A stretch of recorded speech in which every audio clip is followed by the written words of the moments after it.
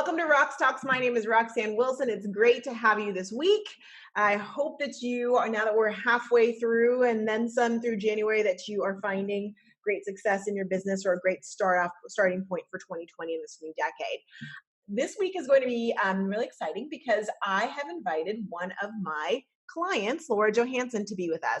What I love about this and a couple episodes as well ago with Jennifer is that you're getting to hear from people who are in the actual industry and hear their journeys and hopefully learn a little something about them. We did one of these last year as well too. So anyway, I can't wait for you to listen. What you're going to hear, if you are tired of hearing people tell you to get off of social media, maybe you've got uplines, your uplines, or upline the top line telling you to get off social media. I want you to hear from Laura why getting off social media is not what she did and why it's a good thing she did not do that, and learn some other tidbits about her journey. And hopefully it'll impart some wisdom on you as you go through yours. So let me tell you about Laura and then we'll get into it. Laura is an independent wine consultant, and she, for a clean crafted, I always do that, for a clean crafted wine company.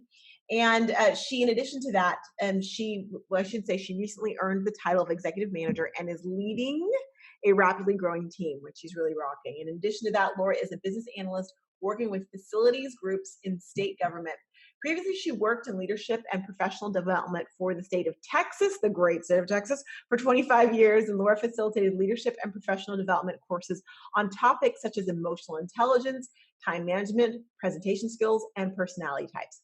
Laura has an extensive experience in project management and meeting facilitation, and she holds a bachelor's of arts and psychology and a master's in adult education from the University of Texas at Austin and the project management professional certification. She's also a graduate of Leadership Texas. Shout out to Leadership Texas. And Laura and her husband, Mark, enjoy traveling, scuba diving, live music, of course, Austin, and watching football. And let's not forget the most important part, spoiling their dog. So we're going to listen to Laura and my conversation, and I think you're really going to enjoy it. Let's take a listen.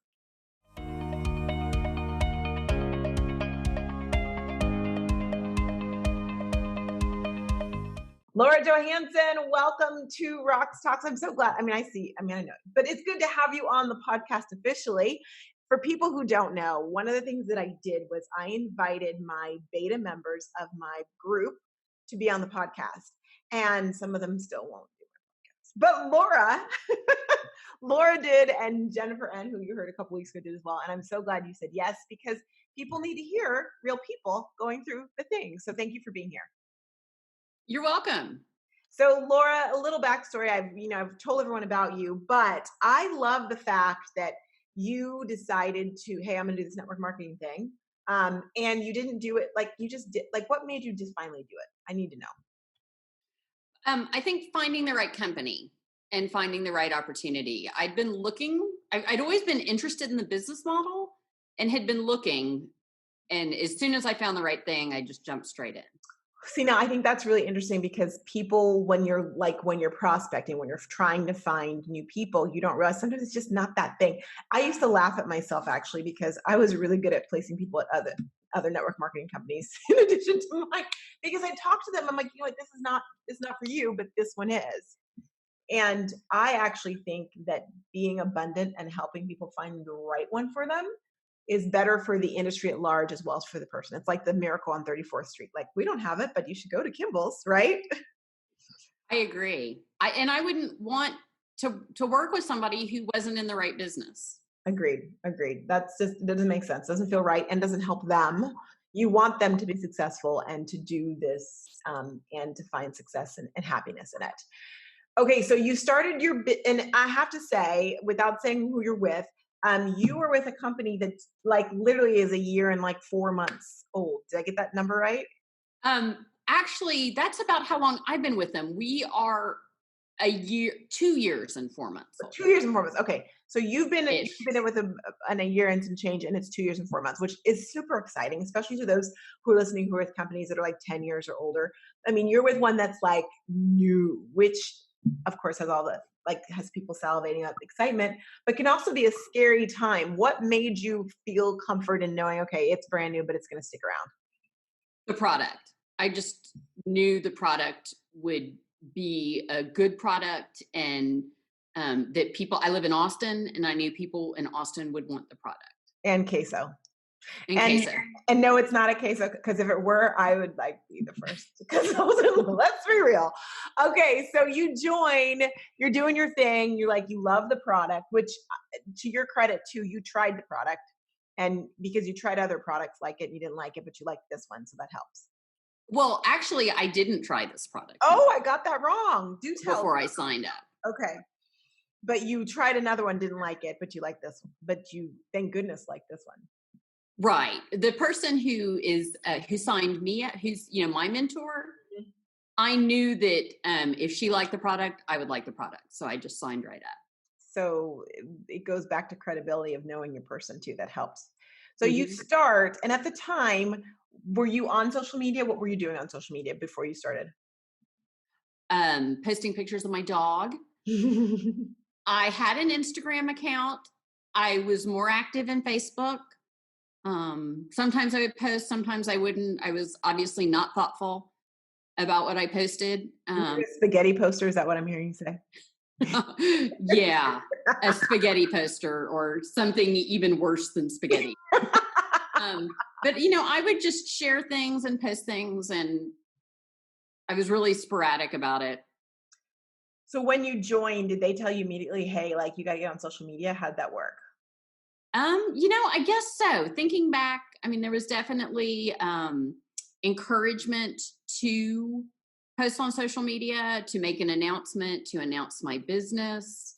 The person who I signed up under, I actually learned she was doing the business from social media. So I saw her Facebook post. I signed up maybe 2 or 3 days after she did. Oh, wow. So I saw her first Facebook post. I knew it was a product that I really wanted to be involved with, and she had the credibility, and there was an incentive that was ending in a couple of days. So I talked to her, I talked to her upline, I signed up, and I started posting. So we're really good. We have a rule in our company that you can take another consultant's picture, even their words, as long as you like and comment on their post. Yep. That's what I was doing. Got it. Okay. So first and foremost, it's funny because I think people think, oh, does social media really work? Or you have those that have been around for a long time and did the belly to belly that are like, get off of social media. But you're literally telling me you didn't even know she had joined the business until you saw her post on social media. Right. I'm friends with her mother. So she's not somebody I talk to every day. I've known her mom for years and years. So we were Facebook friends. Mm-hmm. So if people are wanting to, go ahead. I'm sorry. Oh, I was just going to say, she's not one of my close friends. So if people are wanting to social media work, you are here because of social media. But when you started, you were on Facebook. And when you and I met, you decided to branch out to other things. But tell me, so you're on Facebook, you start posting, you're doing the like and comment, and someone's take their information, which was working for a lot of people and a lot of companies a year ago and whatnot. What happened then? Not much. I'm sorry, that's awesome. Are we talking about when I met you or before I met you? When you're posting, like you said, like when you started posting, not much was happening, huh? No, not much at all. Right away, somebody I went to high school with, husband pointed out, oh, you should try this, tagged his wife, you should try this product. We talked about it a little bit, never heard from them again.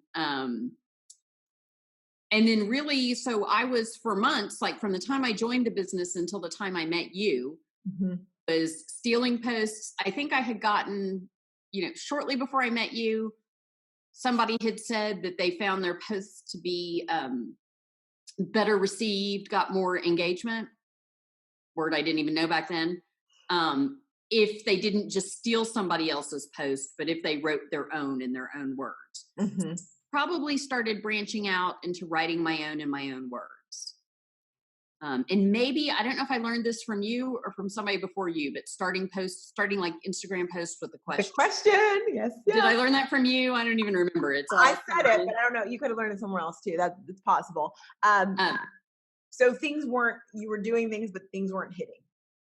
And as I started having customers, especially people who are my friends outside of my business, Mm-hmm. my customers and my best friend, my good close friend customers, they liked everything. Mm-hmm. And then other consultants in my business would like and comment on my posts. And I actually kind of wanted that to stop. I felt, like people were going to see it was always the same people posting. Uh-huh. Uh-huh. Yeah, and that is a thing, and we've all done it, and people do see that. So, what made you keep going? Why did you want Um, to stay? Because some people. well, at the point I met you, nobody had bought anyone from me on social media. I don't know that I was keeping going very well. I mean, I was just, if my company released an image, I'd throw it on my Instagram feed. Hmm. Um, and somewhere along the lines, I heard we do monthly calls Mm-hmm. for your teams, and a consultant had said on a monthly call that um, when she had started, nobody paid attention to her posts. Her experience, the story she told was very much what I was experiencing. Mm-hmm. Said that out of the blue one day, somebody call, direct messaged her direct messaged her and said, hey, tell me more about your business. I want to be on your team. And she started talking about how people are watching. And so that kind of kept me going, even though I really felt like I was just all alone out there. Yeah. Well, I think it's like when you're sowing a crop, not that I'm a farmer, but or when you're growing, you plant the seeds and you're like, is it working? Is it working? Is it working? Well, there's a harvest time, right? There's a bloom time, but there's that winter hibernation time where you don't even know if anything is working. So I love the fact that you kept going and that they encourage you to keep going, because it has panned out, as we'll talk about soon. So then you find me, I don't know, you find me, and tell me about that. And what I love about this, y'all, we've not, like, I don't know what she's going to say. So it's going to be interesting. So, I mean, I could say who I found you through, Yeah. or so I found you. I had I had heard of my beehive, and I had joined the With the Nick. Facebook group, Mm-hmm. and they posted a 5-day challenge. And since then, I follow Megan and everything. I adore her. I have her planner sitting next to me. So so that's how I found the 5-day challenge, and I didn't even really know what a story was. I think I had seen them. I'm sure I had seen them. I really probably had never looked through them that much. Yeah. I think I watched a live that you did in the group talking about how Instagram was a growing market, and it was the one platform that's really still growing. And so I thought, okay, I'll give this a try and see what it is.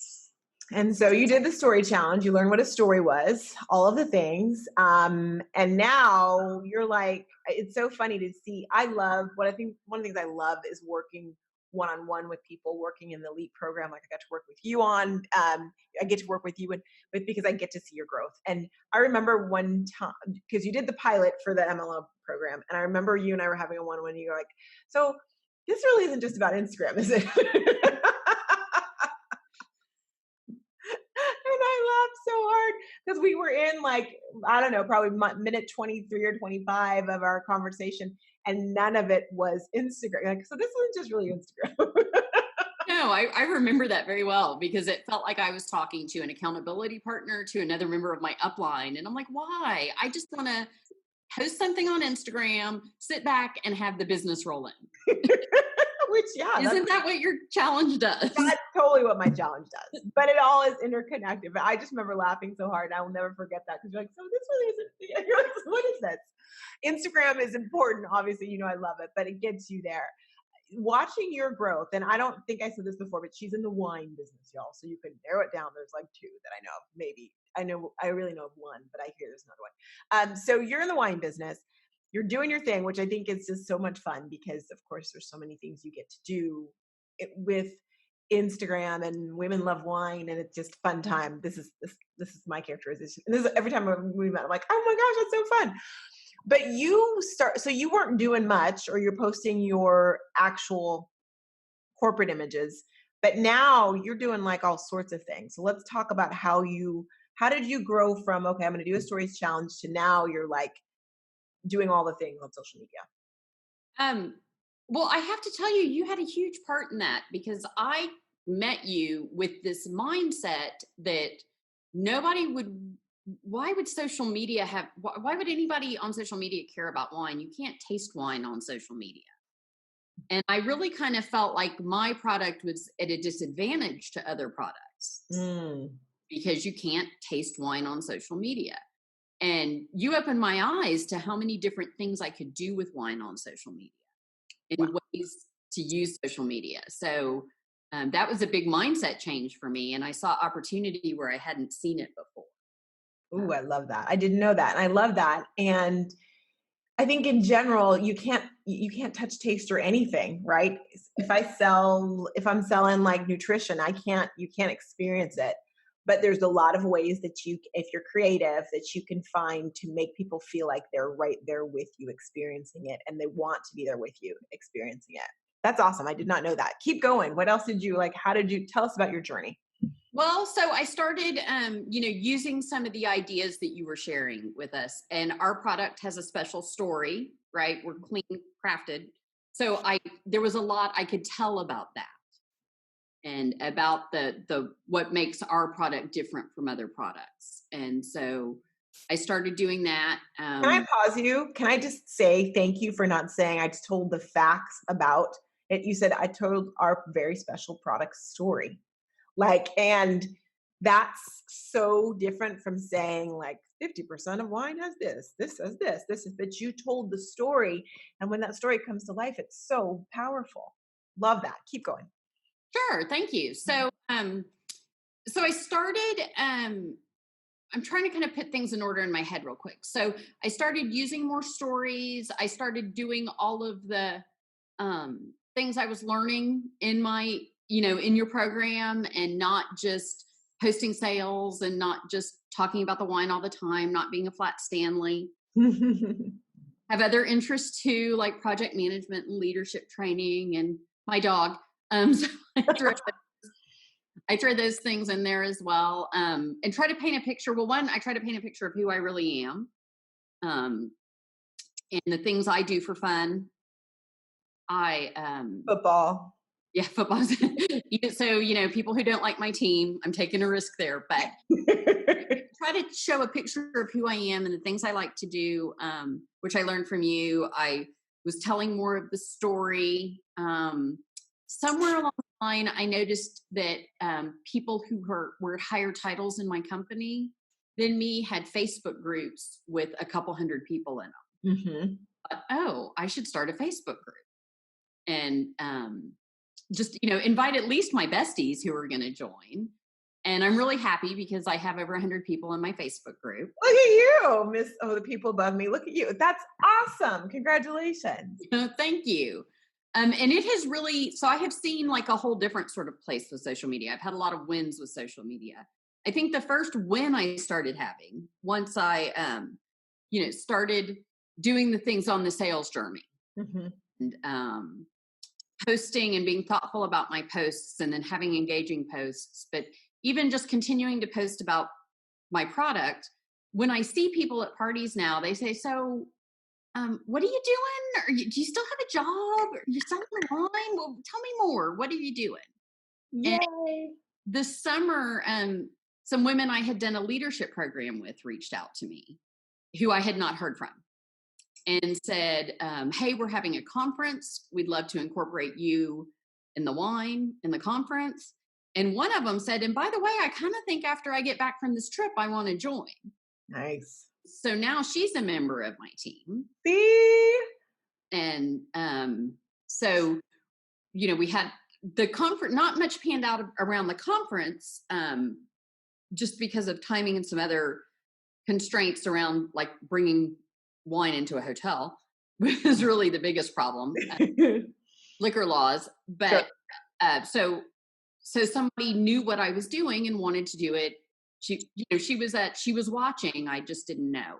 See, and that's such a good reminder because we wonder like if someone doesn't like it, if someone doesn't vote on my poll or vote on my quiz or what, take my quiz, I should say. Are they watching? Do they know? And you don't, sometimes we have to just keep trust and keep moving and believe it's working, because it's crazy to think, oh, it's working for everyone else, but not for me. Yes, it's going to work for you too, but you have to do it. Right.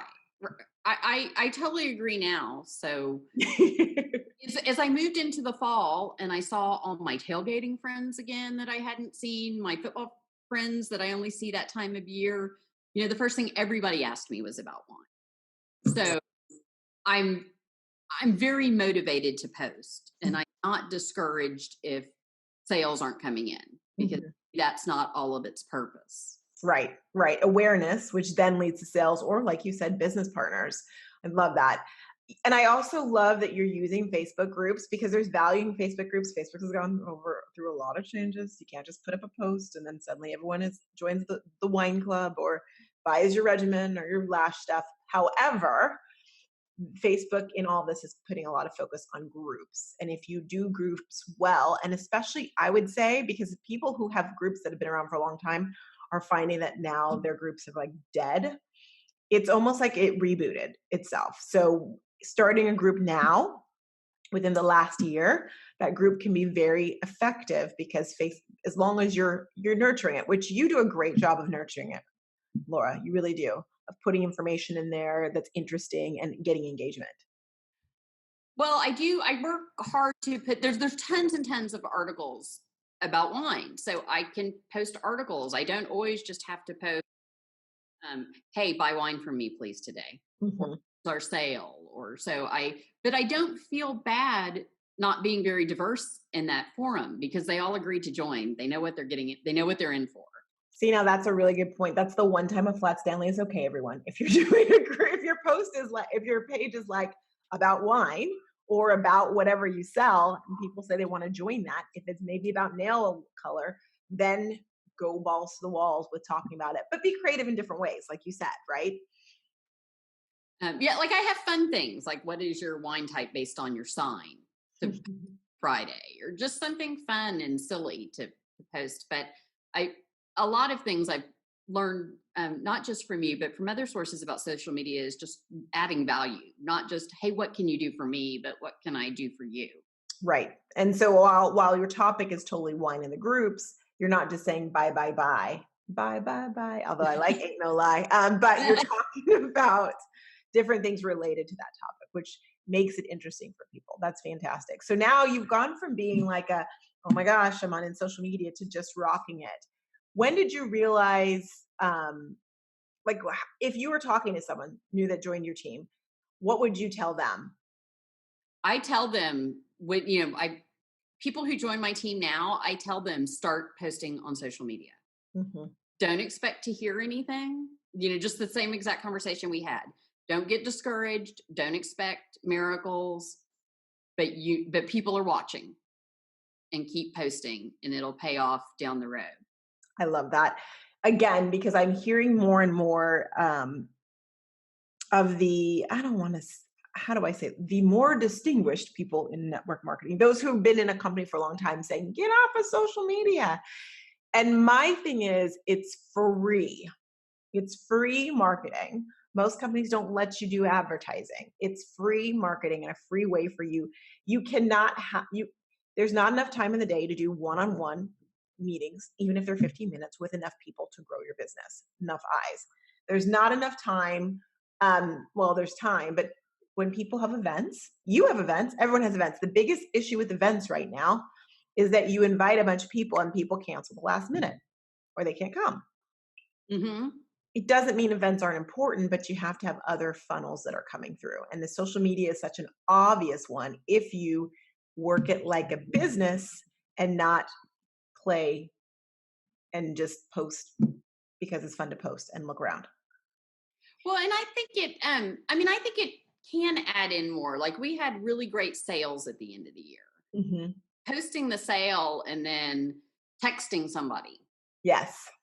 Like especially if they had liked it, or they had talked about wanting to try something. So it would put awareness out there, and then I could follow up pretty quickly.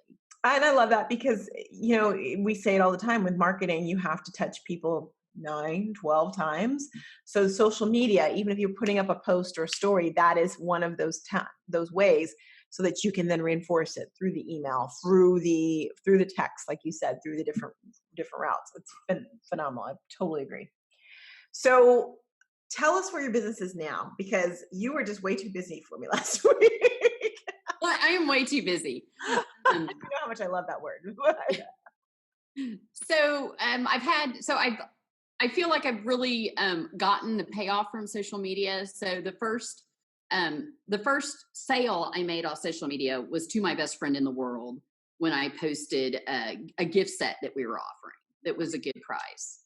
And the next thing I know, I've got the email that my customer, has made a purchase. And then a couple months later, I reconnected with somebody I used to work with, definitely over 15 years ago. She found me on Facebook and we started chatting, and I added her to my group, and she out of the blue bought one. Nice. So that was like my big win, that, somebody who hadn't tasted it, hadn't tried it, didn't know me. I mean, she knows me, but you know what I'm saying? She wasn't as engaged. So I'm, right now it's January, which for us, dry January. Your favorite January. Dry-ish January is the new thing. That was dry January. So 2019. About dry-ish January. So, I went to Baylor. So I just have to pause you for a second. Going to Baylor, largest Baptist school in the world. Sick and bears.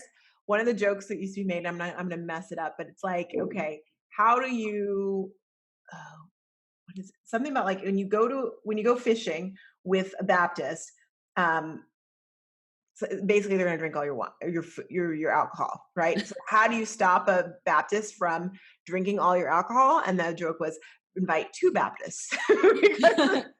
So I feel like you're like dry January, like people under the table are probably like, Laura, give me the wine. Actually, I have more tastings to book than I can book right now. I think as I got into the holidays, people said, I'm too busy, call me in January. Yeah. So I have plenty of that to do. For us, and I think I've heard this is a network marketing thing, that first quarter is recruiting, second quarter is sales, third quarter is recruiting, fourth quarter is sales. So this is my, I joined the company in August. So this is my second January. So I'm not worried about sales at all. I'm just worried about business building. And we have our first convention at the end of the month. Congratulations. So exciting. I'm really excited. So what's interesting, so right, you're busy. I hate that word. So I said it out loud twice now, so forgive me, everyone. But you are very active right now. You've got a lot of things going on with your business, which is fantastic. You're signing new business partners. Yes. Yay for you. And you're getting ready for convention. I love, and part of this I do think comes from just your background in general. So you understand the business model and you understand the concept, but I love that you're like, okay, January is recruiting, because people are focused on their things, right? So you're recruiting in the first few months. I think that's a really good strategy to have, so you can really focus on, it doesn't freak you out if the numbers aren't coming in, if your volume's not coming in. Right. So what's on, so tell me that, and I love that you have your goals set. What are your goals for this year? So my goals are to have a new consultant join every month. Nice. And I'm ahead. Yay. Yeah. Wait, when you say ahead, do you mean that it's more than one this month? Yes, I've had 2 consultants join this month. Huge first for me. Go ahead. If I look at how consultants have joined, it's been sort of like quarterly I get a consultant. And so that's huge for me. I'm very excited. Congratulations. And can I just mention to everyone, at the time we're recording this, it's January 13th. And she has 2 new consultants. Who would like 2 new consultants within 13 days of the month? A lot of people enjoy that. And I'm so grateful, just beyond grateful, because, it's not like this is every month for me. Right. But it could be, you don't know. Right. And one of the consultants I met in August, I think, or maybe July. So it's been a long process, which is teaching me, to be in it for the long game. And, we talk all the time about how important the mindset is. So I have a goal of the 2 consultants a month. So selling a subscription, which in my world is a wine club, every month. Can't remember if I had a volume goal. I can't remember. You don't have to say it though.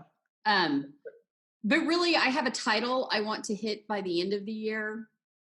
It's a bit of a stretch goal for me. What I hear you saying is you're going to hit the title. Come on now. That is what you heard, right? I'm going to. Okay. Or what? Better yet, I hit my title by what day? What's the day?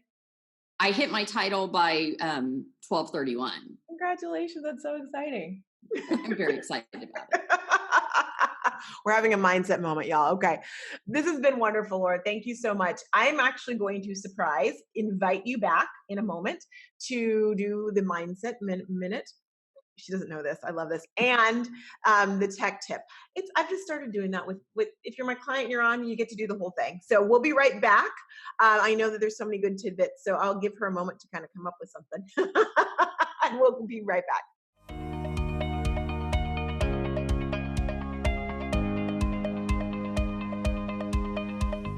Welcome back. I'm here with Laura Johansson, and because she is one of the Social Stories members, I said, hey, what the heck? Why don't you do the mindset moment? So Laura, let us know. Tell us what's mindset-wise, what's going on with you? What can you share with us? I discovered as I was setting my goals for 2020 and really thinking about my business that up until this point, I've really been treating my business like a hobby. Mm-hmm. Just picking it up and putting it down and not really building systems into it, but just kind of flying by the seat of my pants. And if it fits around my day job, I do it. If it doesn't fit around my day job, I do what absolutely has to be done. And so moving into 2020, one of my goals is to treat my business like a business and not like a hobby. And treat it, we don't have a very expensive buy-in. And one of our, we did a Zoom call with our people with the highest title in our company. And one of them said, treat your business like you spent $250,000. How would you treat it if you had spent that much money on it? That's really good. Yeah. So that's a different way, right? Right. So how are you implementing that? Because that all sounds good, but how are you making sure you're not treating it like a hobby? Well, right now I'm working on systems and processes. And it's really funny because for years in my day job, developing onboarding training was one of the things I did. And I haven't done that. So, and in our company, because we're new, we don't have extensive manuals. I mean, we have some online training, but I'm just trying to put together, I'm working on a book of everything you would want to know, that you just kind of find out when is payday, things like that. How does payday work? So I'm just putting a system that I can use with new consultants and that my team and my sideline partners can use. That's awesome. Abundant and smart. And you're right. One of your skills is training. So you can make this and really have it be something that can help everybody else on board and be successful quickly. I love that. Thank you. We're going to be right back with your tech tip.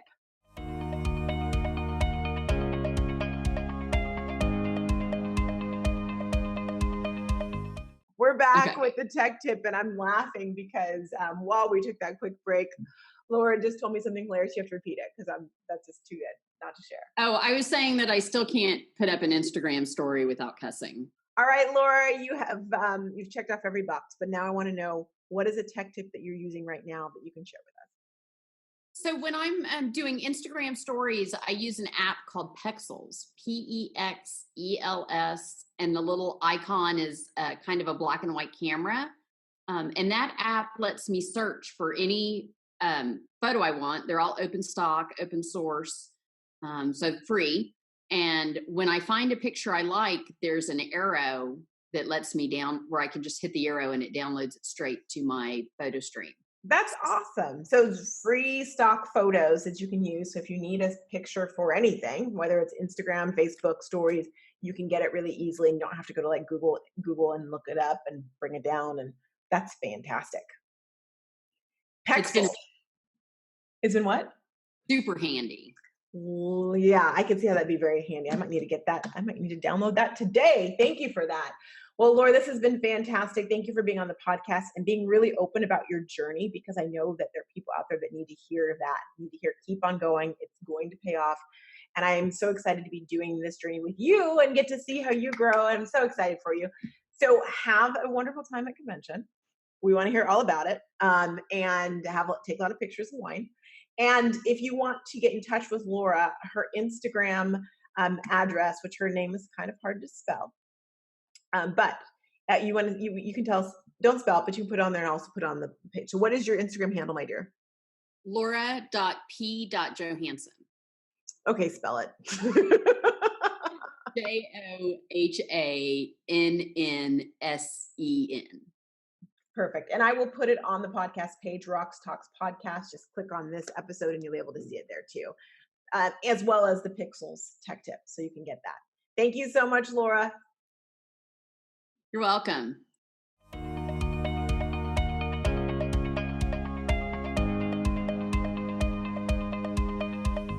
All right. So you've heard it all, but one more thing I wanted to tell you, a little behind the scenes. I'm still kind of in the midst of, and you'll hear next week, we'll do a full behind the scenes of the end of the challenge and how that's going. So I'm going to make you wait for that because we had so many good things in this episode.